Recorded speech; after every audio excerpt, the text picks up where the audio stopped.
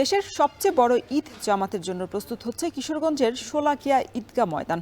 ঐতিহ্যবাহী ময়দানের ঈদ উল ফিতরের ১৯৮তম জামাত ঘিরে জোরদার করা হয়েছে নিরাপত্তা ব্যবস্থা।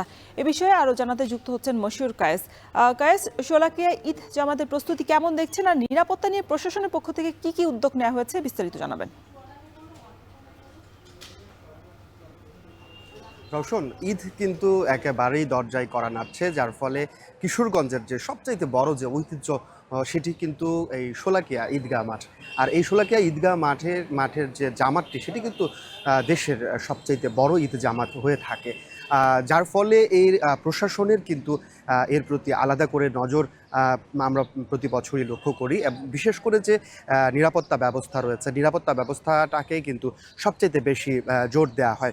এবারেও কিন্তু তার ব্যত্যয় ঘটেনি। এবার সকাল 10টায় জামাত শুরু হবে এবং সেখানে নিরাপত্তা ব্যবস্থার জন্য কিন্তু আমরা যে বিষয়টি প্রশাসনের কাছ থেকে জেনেছি, এখানে বিজিবি থাকবে, পুলিশ থাকবে, র্যাব থাকবে এবং সেই সাথে এবছর কিন্তু যুক্ত হয়েছে সেনাবাহিনীর সদস্যরাও কিন্তু থাকবেন নিরাপত্তা ব্যবস্থায়। এছাড়াও সাদা পোশাকের পুলিশ থাকবেন, গোয়েন্দা বাহিনীর লোকজন থাকবেন।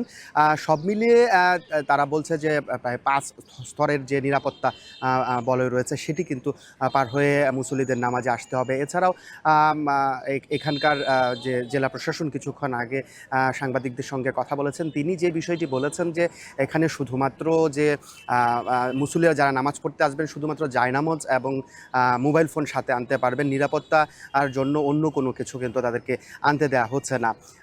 একেবারে যদি বলি যে নিরাপত্তা ব্যবস্থা শুধুমাত্র মাঠকে ঘিরে নয়, মাঠ সহ আশপাশের প্রতিটি জায়গায় কিন্তু গুরুত্বপূর্ণ জায়গায় সিসি ক্যামেরা বসানো হয়েছে, থাকবে কন্ট্রোল রুম। এছাড়াও নিবিড় পর্যবেক্ষণের জন্য কিন্তু ড্রোন দ্বারা পর্যবেক্ষণ করা হবে। এছাড়াও ওয়াচ টাওয়ার তৈরি করা হয়েছে 6টি মাঠের মধ্যে। সেই ওয়াচ টাওয়ার থেকেও কিন্তু নিবিড় পর্যবেক্ষণ করা হবে র্যাব এবং পুলিশের মাধ্যমে। এছাড়াও শহরের বিভিন্ন পয়েন্টগুলোতে প্রশাসনের পক্ষ থেকে জানানো হয়েছে যে নিরাপত্তা চৌকি বসানো হয়েছে এবং বসানো থাকবে ঈদের দিন পর্যন্ত। এবং বিভিন্ন উঁচু টাওয়ার বা বাসার ছাদ থেকেও কিন্তু পর্যবেক্ষণ করা হবে মুসল্লিদের গতিবিধি বা যে নিরাপত্তার যে বিষয়টি রয়েছে। তো সব মিলিয়ে বলা যায় যে একেবারেই যে কিশোরগঞ্জের যে এই ঐতিহ্যবাহী যে ঈদের জামাত যেখানে অনুষ্ঠিত হয় শোলাকিয়ার, সেই জামাতকে কেন্দ্র করে কিন্তু একেবারেই নিরাপত্তার চাদরে ঘিরে দেওয়া হয়েছে এই শোলাকিয়া মাঠকে।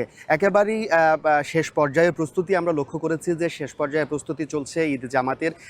এছাড়াও প্রশাসনের পক্ষ থেকে 2টি স্পেশাল ট্রেনের ব্যবস্থা করা হয়েছে। দূর দূরান্ত থেকে যারা আসবেন, শোলাকিয়া স্পেশাল নামে 2টি ট্রেন সকালে কিন্তু কিশোরগঞ্জ আসবে এবং কিশোরগঞ্জ থেকে ছেড়ে যাবে যথারীতি।